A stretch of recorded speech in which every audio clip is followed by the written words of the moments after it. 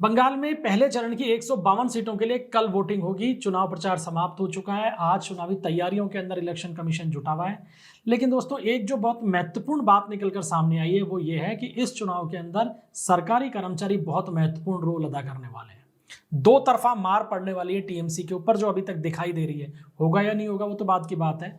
वो मार इस तरीके से है कि हमेशा टीएमसी जो बूथ कैप्चरिंग वगैरह कर लिया करती थी, उसके अंदर दो तरफा काम होता था। बाहर से टीएमसी का कैडर हंगामा करता था और बूथ कैप्चरिंग किया करता था, और अंदर सरकारी कर्मचारियों का सहयोग भी मिल जाता था, या डर के मारे उन्हें सहयोग देना पड़ता था। कुछ भी था, फायदा टीएमसी को होता था। इस बार सरकारी कर्मचारी बहुत जबरदस्त तरीके से नाराज हैं। बंगाल में करीब 5 लाख सरकारी कर्मचारी हैं। अब सरकारी कर्मचारियों की जो नाराजगी का कारण है, उसमें सबसे पहला तो है एसएससी भर्ती घोटाला।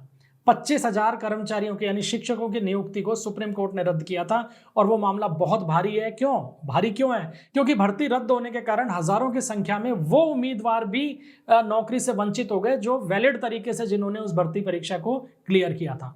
दूसरा मुद्दा 7वां वेतन आयोग है कि बंगाल के अंदर अभी भी 6ठे वेतन आयोग के ऊपर ही काम करना पड़ रहा है।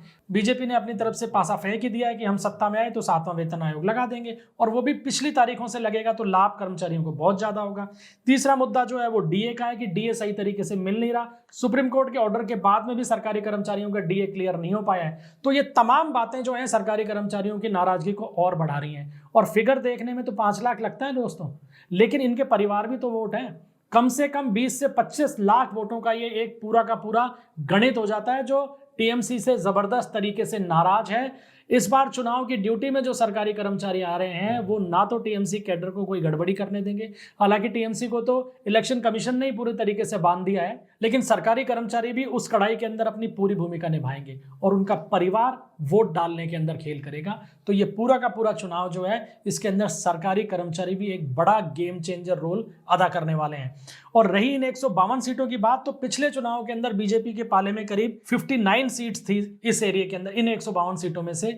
और अब एसआईआर के चलते हुए 10 से 12 हजार वोट हर सीट से कटा है। लिहाजा नेक टू नेक, बिल्कुल नेक टू नेक की फाइट के ऊपर यह चुनाव 152 सीटों का खड़ा है।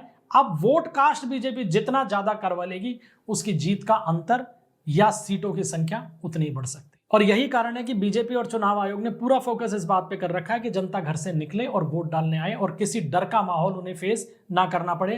केंद्रीय सुरक्षा बल जो है वो इस समय बंगाल के चप्पे चप्पे पर तैनात है, और इन 152 सीटों के अंदर ही करीब 2.5 लाख जो सुरक्षा कर्मी है केंद्रीय बलों के, वो तैनात किए गए हैं, जो गांव-गांव जाकर इस बात का प्रचार भी कर रहे हैं कि लोग घरों से निकलें और वोट डालने जाएं। जो संवेदनशील एरिया है वहां पे पेट्रोलिंग बहुत जबरदस्त तरीके से की जा रही है। अब चुनाव आयोग ने तो अपनी तमाम व्यवस्थाएं कर दी हैं। अब सारा का सारा जो जिम्मा है वो आम वोटर के ऊपर है कि वो घर से निकले, वोट देने जाए। किसी को भी वोट दे, लेकिन वोट देने जाए और अपने मताधिकार का प्रयोग करे, ताकि बंगाल के अंदर इन अराजक तत्वों को ये पता चले कि जनता जब अपने स्तर के ऊपर मतदान केंद्र जाकर वोट डालती है तो सत्ता बदलती है।